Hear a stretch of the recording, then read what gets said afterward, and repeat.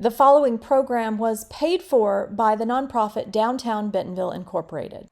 Glimmers of a bright future are everywhere in downtown Bentonville. We see it in creative innovation happening through coffee shop meetings and at collaborative shared spaces. It's technology empowering positive life change, a school program equipping a future workforce, and a leader in banking, leading the charge to expand digitally for its customers. The future is here and we're building it in downtown Bentonville. That's next on Downtown Now.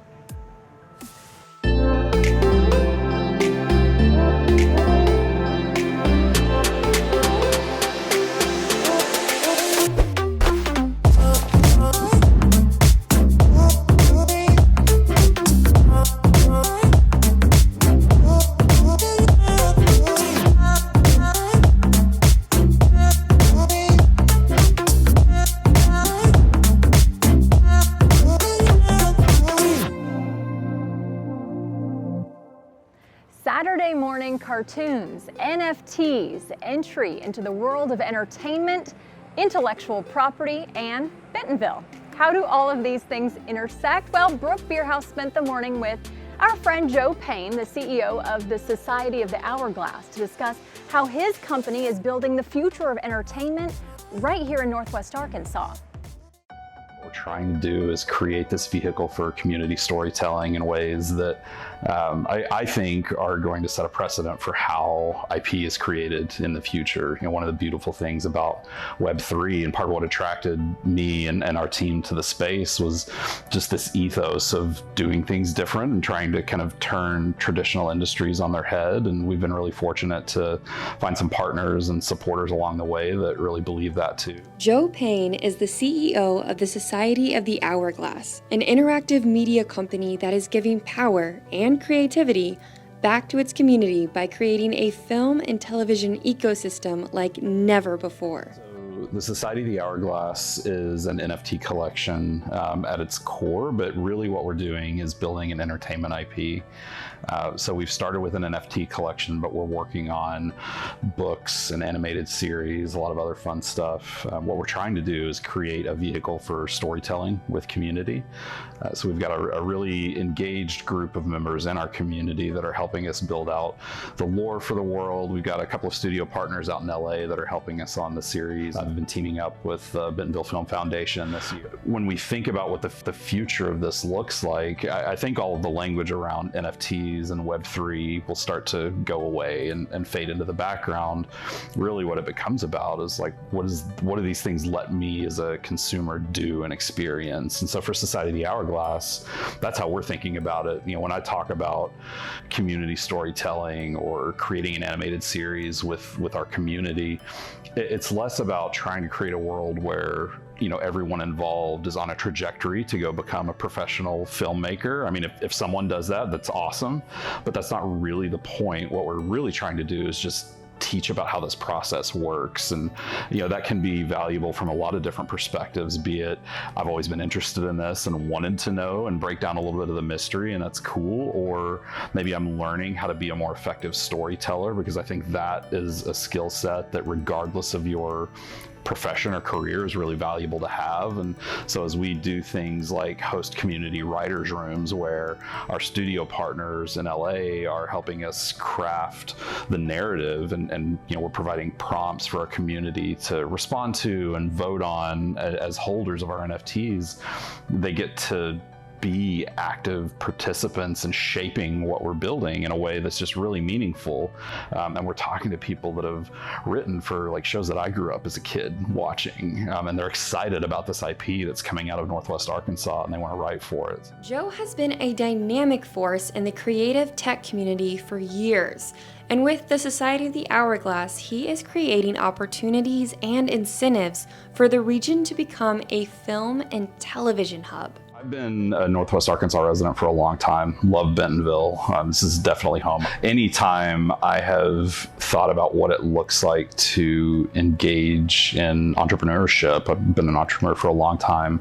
I think about the impact it has and can have to our community. It becomes really critical to us as we think about what it looks like to get our series made. Like, we want to do as much of that as possible here in Northwest Arkansas.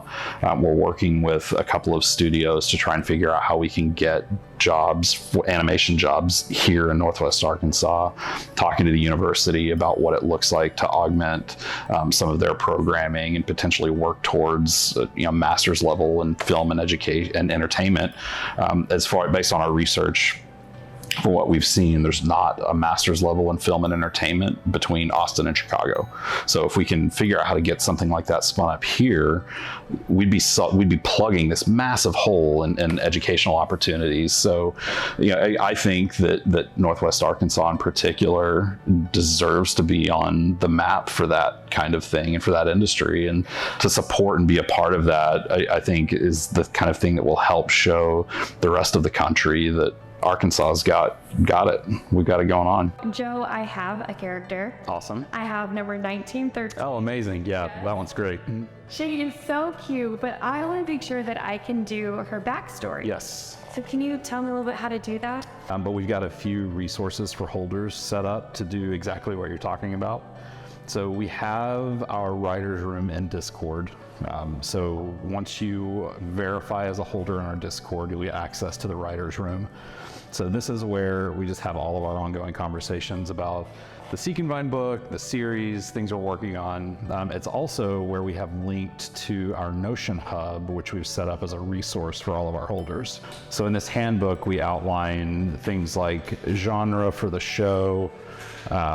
We've got characters, what role they play, ages that we travel through time. So it kind of establishes the rules of the Society of the Hourglass universe for anybody to kind of participate in. Once you've done that though, and you start having an idea, you're going to want to go to our website on the gallery page. And this is where you can see all of the characters that have been minted. If you connect your wallet, you can also filter by just your characters. Oh, interesting. So you'll want to go in here, and whichever one you want to give a name to, let's use this one for example, you're going to click on it, and then you can edit it, change the name to whatever you want to, write, format your backstory, and then once you do that, it will show up here on the token. That will actually update the metadata on the NFT, so if you go to any marketplace, will be replaced with the name that you assigned your character. So it's a way for your character's name and backstory to kind of follow them through the blockchain. Just like Joe said, this isn't about owning an NFT. It's about learning, evolving, and building the future of entertainment right here in Bentonville.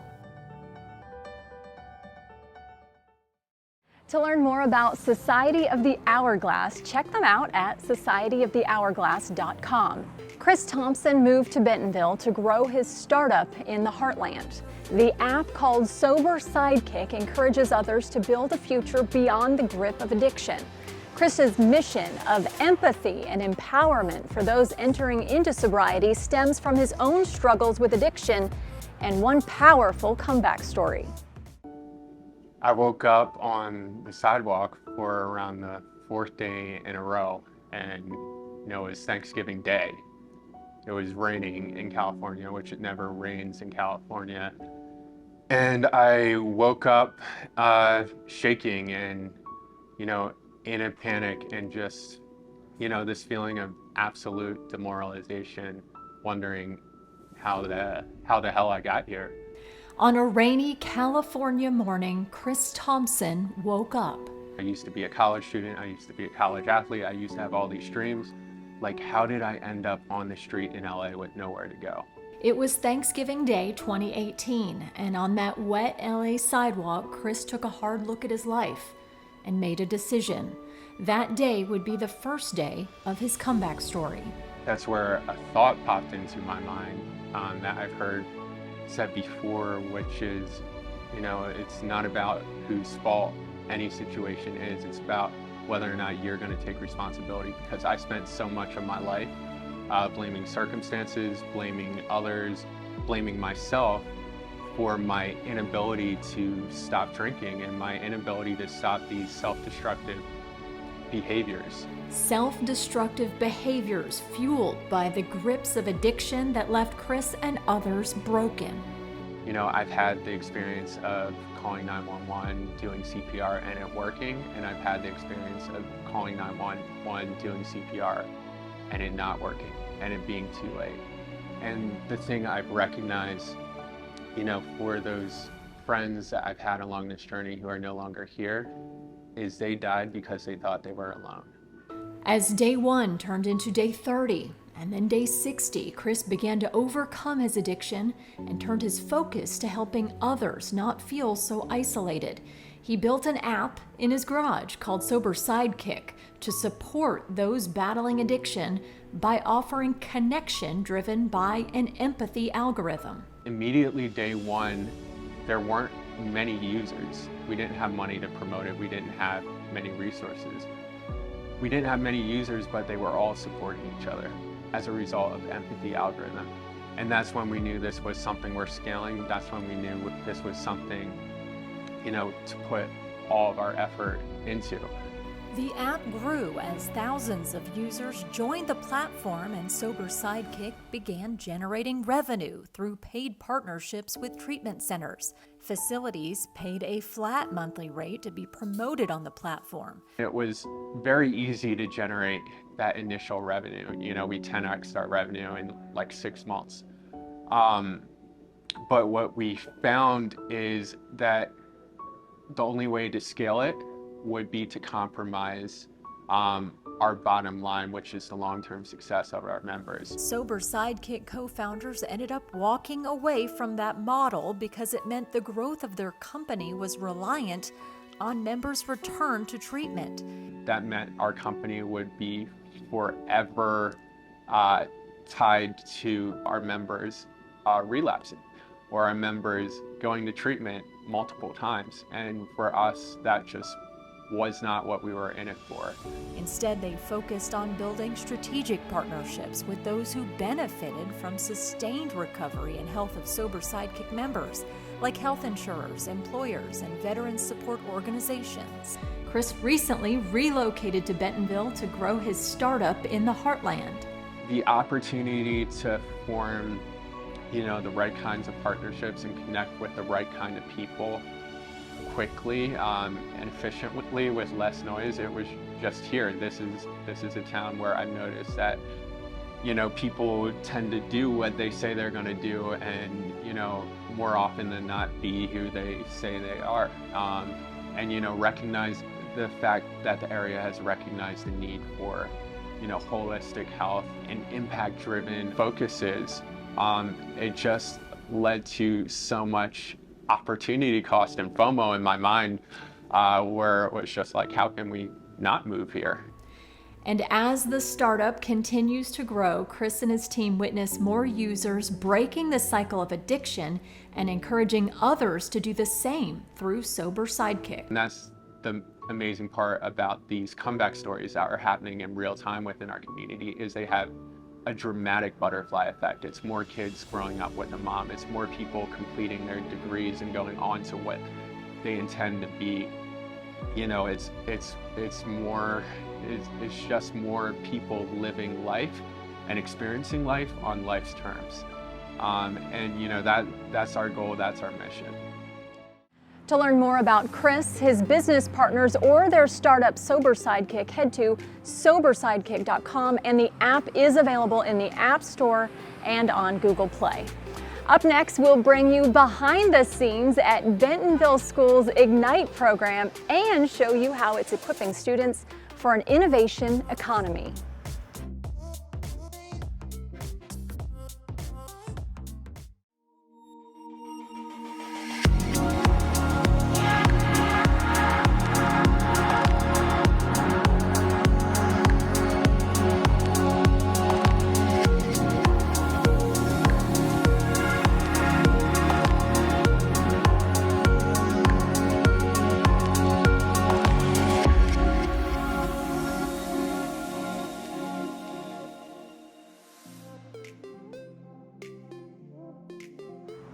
Building the future starts with the next generation. Heather Shelton shows us how Bentonville School's Ignite Professional Studies program is teaching, training, and inspiring future chefs, video producers, and journalists, global business leaders, doctors, nurses, and tech innovators, even the person behind the camera right now. What's up, friends? It's your girl Heather, and I'm hanging out at the Ignite building. And if you haven't heard about this awesome program, you're about to right now. Check this out. Y'all see them, they fresh. Look at me out here with the children. Look at them children learning. Look at that teacher. What up, Anthony? Hey! This is fire. Over here at Ignite. Hey, friend, hey. Hey. How are you? Pretty good. What'd you learn today? CPR. Do you have it? Like if there was an emergency, could you do Like if something? you drop down dead, I would be able to save you. Let's go. What do you love most about this program? The experiences. A lot less sitting around, a lot more doing. Hey, friends. How are you? So what strand are you pursuing here at Ignite? I'm in the medical strand. Medical strand. What's one word to describe the Ignite program? Honestly, exhilarating. Oh. Yeah, it's really fun. Now here is the most fashionable student at Ignite because he is popping. Where'd you get this shirt? I bought it online. I actually got it for Christmas, actually. Man, give a high five to whoever did this outfit. You look great. One word to describe the Ignite program. Like freeing. Freeing. How so? Well, I think a lot of times you have interest outside of whatever you're doing in school. Yeah. And you don't have the time to actually execute upon those. Yeah. But Ignite just gives you that block of time and those opportunities. I would say Ignite provides friendship because a lot of it is just working with people and like figuring out things in groups. Everybody in every strand is here for a purpose, and they're all hardworking in what they do. I feel like it's definitely just kind of like a positive learning experience all around. We all try to like help each other, like lift each other up. How did this all get started? Actually, it got started when we went on a trip down to Overland Park, Kansas, and at Blue Valley School District, and we were building Bentonville West. Yeah. And so we were going to look at different designs of schools. And we walked in this school called the Center for Advanced Professional Studies, and it was another principal, myself, and we're like, this is perfect for Bentonville. Yeah. This would really work, this concept. So this is actually a network of schools.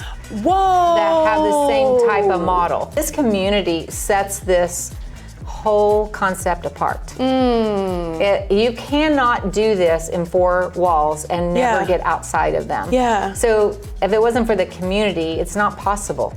It's just not possible. And they want to partner with us, just like you. Yes. I mean, the Ignite students, real talk, for Downtown Bentonville have been a complete blessing. So strand that word is more about like the career path or the career, like where did that word come from? So that's part of that network. So we use a little bit different terminology. It's an idea of understanding an industry, right? Not just one particular type of job. We want you to learn all different things in that field. We want you to practice and try something so that you kind of end up focusing on, oh, I really, really like that. We have aviation and air mobility. So that's really thriving in Northwest Arkansas, right? Yes. And then we have construction management, culinary arts, digital media, which you know those people well, education, innovation, global business, health sciences, industrial design, technology, and visual design and branding. At the end of the day, for you, what does success look like? A success for me is when a student walks away and graduates from this program and has a better post-secondary plan than they would have if they would have not been through this program. That they have a clear idea of what their next steps are. Where should they go to school? Whether they should go to the workforce, whether they're going to the military, whether they're going to do a combo of each one of those. And what is it that they really want to study in that particular field? Where do they want to invest their next steps? Oh, Teresa's my best friend. That's a mama in me. That is the mama in you. If you do not know about Ignite, please, where can people go to find out more information? Well, you can look at the Bentonville Schools website and look under schools, and you'll see some information about Ignite Professional Studies, and they can always call here, and I'm happy to talk to them anytime. Come on down. Jody at the front. She gonna make sure though, you better have that ID. The Arvest story begins in Northwest Arkansas with the Bank of Bentonville, purchased in 1961. Over 60 years later, Arvest has more than 200 banking locations that are part of 14 locally managed banks in more than 110 communities. And beyond physical expansion, Arvest is continuing to grow for the future by expanding digitally. And that's a transition that was accelerated by the COVID pandemic. We sat down with Brad Crane, the president of Arvest Bank Benton County, to learn about the journey Arvest is on to advance and improve people, processes, and technology for their customers.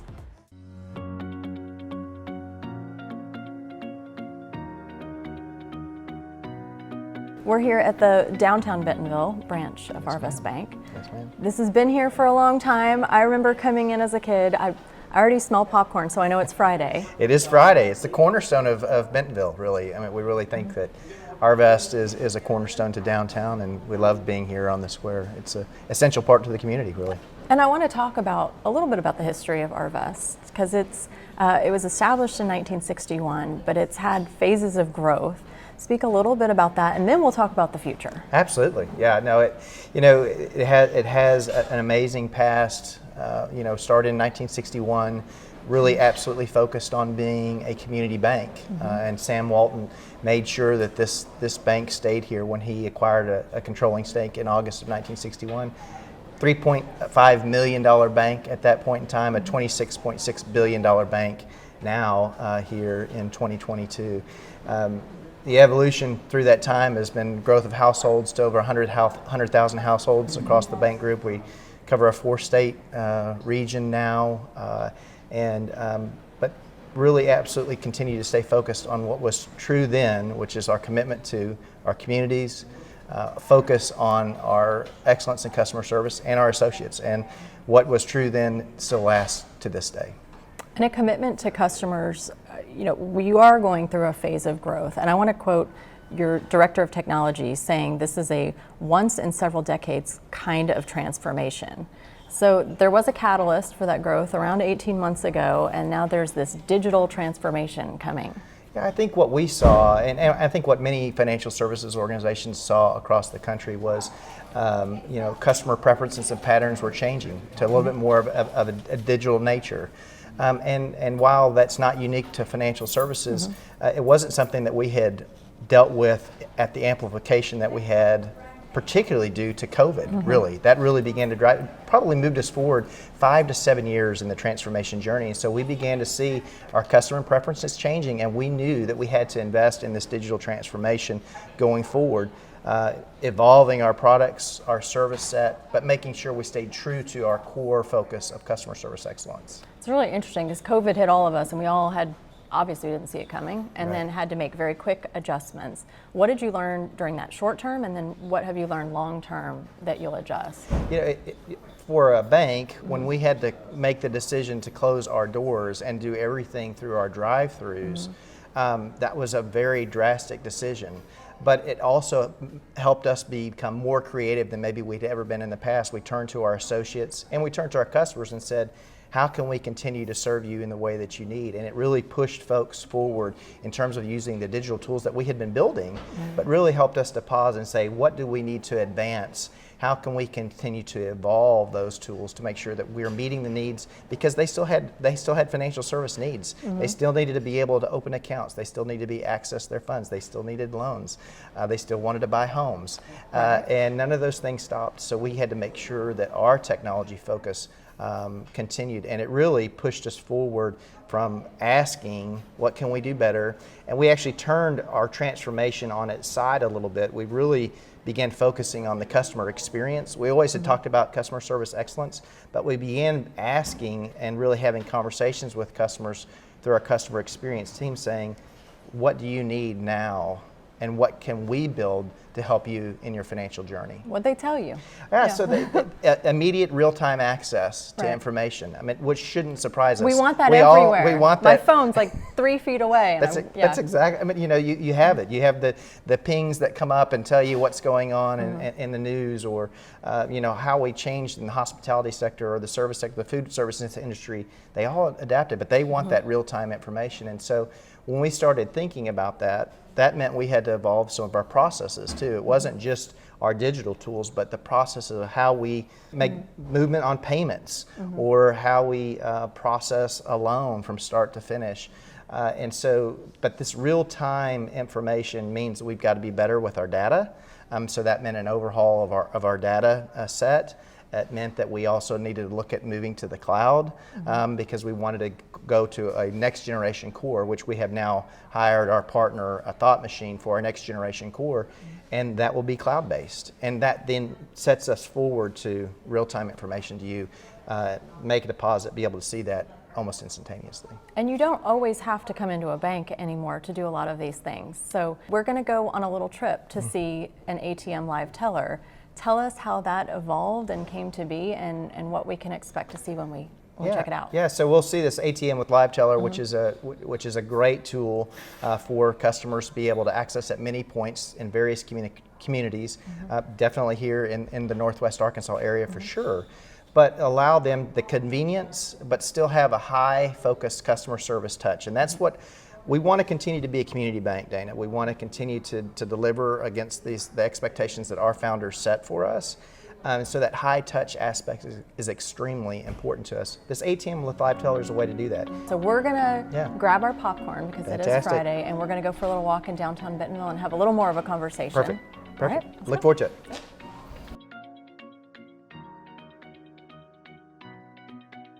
The ATM also offers extended hours because it's not in the confines of a branch, right? Yeah, for sure. Convenience is another cornerstone of Arvest, and by having this off-site, we have remote associates that are working it, so it allows them to service customers from 8 a.m. to 8 p.m. So again, a great opportunity for our customers, but also it's great access to downtown. One of the things, you're going to see some bikers coming down the road here in a second. Yeah, we might see a few. We are the mountain biking capital of the world. And so we even see some mountain bikers that are stopping by and using our ATM with live teller, which is super cool to see in our community. But convenience is at the essence here.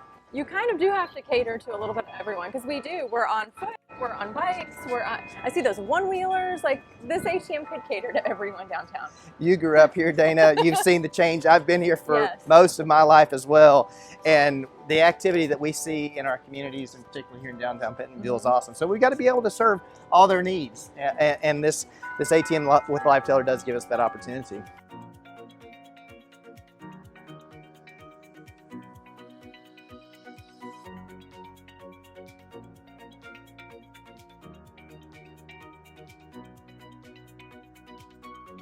These are live tellers in our community. They're people that you might potentially know. It's not something that's outsourced or people from other countries or other cities. That's absolutely right. And then that gets back to our focus on customer service excellence. These are Arvest associates. They are, they've been many times, have been working for us many years. They're likely are sitting probably in our Lowell facility. I think we have some that may be in Tulsa and Fort Smith, but they're associates that understand the Arvest culture, that understand our service culture, and our focus on our service perspective. From that perspective. Now, I told you I'm going to ask one of them to call the hogs. That's perfectly. So that proves you're local. I will know you're local. That's exactly right. Now, if you talk to somebody in Tulsa, they may say go Pokes, or they may go Boomer Sooner, but it's okay. All in good fun. I will be respectful of their sports. Hopefully they're calling the hogs like I do, though. But yeah, so you can drive up, you can walk up here, you can bike up, and here we are. And literally, it's just as simple as touching the screen, and you'll be talking to an associate in no time. We're here with Aaron right here. He is an ATM with live teller specialist. So he happens to be sitting in Lowell, and so we could literally transact any business here, ask him questions. He could guide us if we needed to see somebody in person. He could help us, but they're available 8 to 8, and we've seen great use. Again, walk up, drive up, bike up. A great tool for our customers.